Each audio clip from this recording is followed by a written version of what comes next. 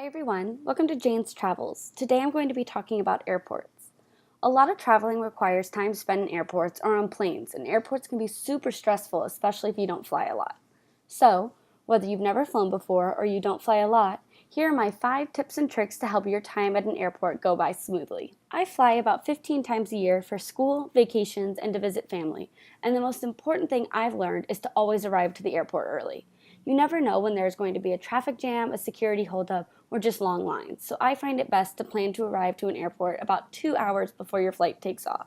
Now remember, planes board about 30 minutes before takeoff time, so the 2 hours gives you plenty of time to go through security, check any bags, and still have enough time to grab a bite to eat before your flight. Tip number 2, dress light and comfortable.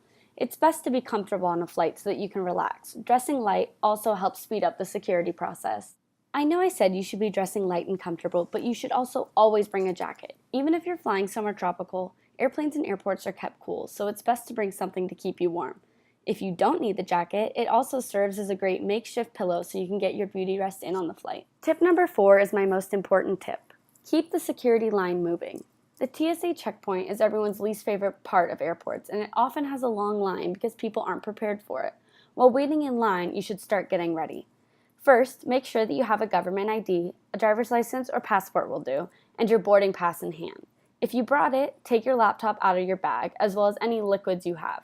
Liquids means cologne or perfume, shampoo and conditioner, or makeup. Water bottles are allowed through security, but they must be empty. Don't worry, most airports have water filling stations at the gates. You also have to take your shoes off, even if they are just flip-flops. Now that you've done all this, you should be able to pass through security.